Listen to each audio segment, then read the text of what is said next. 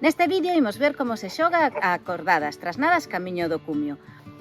O primeiro que temos que facer antes de comezar a partida é separar as cartas de actividade, que se distinguen do resto das cartas polo seu envés máis claro. Estas cartas colócanse boca abaixo e cada xogador escolle unha. Esa será a actividade que terá que realizar durante a partida. Deixa a carta de actividade diante súa, enfrente e á vista do resto dos xogadores. Unha vez que se sortean as cartas de actividade, temos que barallar o resto das cartas e repartir 4 a cada xogadora. O seguinte que faremos será repartir as cartas guía, que nos axudarán ao resto dos xogadores a diferenciar as diferentes cartas durante a partida. Pero cal é o obxectivo do xogo? Pois o obxectivo do xogo é conseguir ter sobre a mesa 6 cartas de materiais, tanto da túa actividade como de materiais comuns, que se correspondan coa actividade que che tocou. É dicir, se tes que facer escalada clásica, vas ter que conseguir materiais como pés de gato cómodos, hamaca ou estribo, é dicir, materiais vermellos. Se tes que facer alpinismo, vas ter que conseguir materiais como crampóns, mapa ou xerpa, é dicir, cartas de materiais de cor azul. E se tes que facer escalada deportiva, terás que conseguir elementos como a pértiga, magnesio ou gafas de asegurar, é dicir, cartas de cor amarelo. Tamén poderás usar na túa acordada cartas de materiais comuns, que son as cartas grises que teñen as 3 cores de actividade na parte superior. Estas cartas valen tanto para escalada deportiva como clásica ou alpinismo.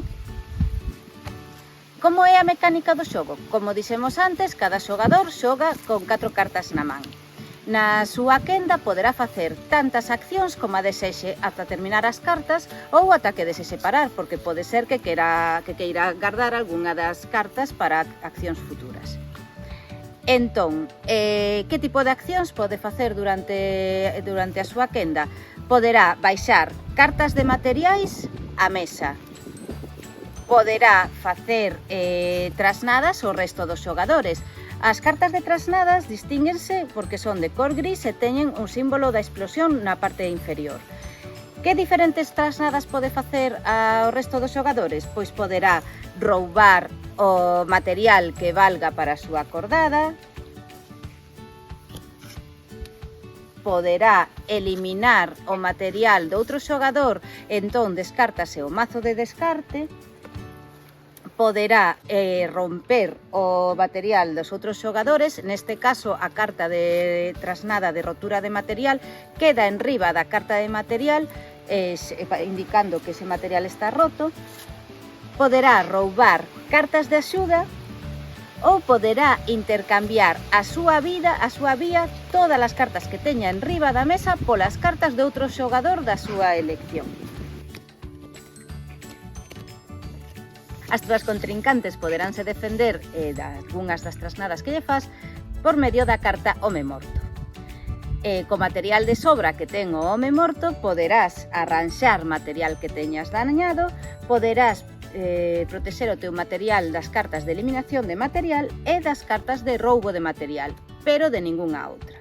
Tamén poderás arranxar material que xa teñas danado por anterioridade durante a túa quenda. Que outras cartas podes ter na man e podes xogar durante a túa quenda? Pois as cartas de axuda. As cartas de axuda son cartas de cor verde cunha espiral na parte inferior da carta e que dan vantaxe a todo aquel xogador que as teña enriba da mesa, polo que é conveniente baixalas en canto as teñas na man.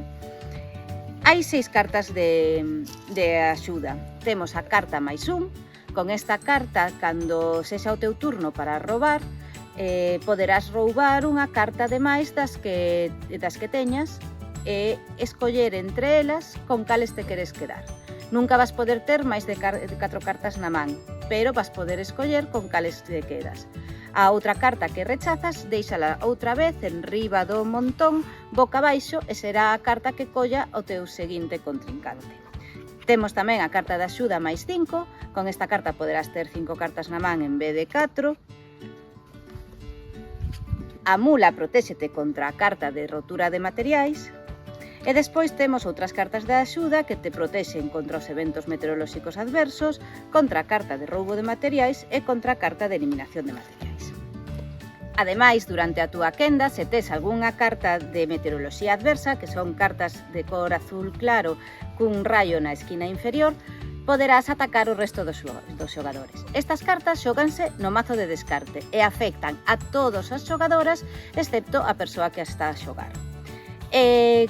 Que meteoroloxía adversa podes atopar na montaña? Pois podes atopar néboa. Con esta carta todos os xogadores perden as cartas que teñen na man e perden unha quenda, volve ser o turno da persona que a xoga.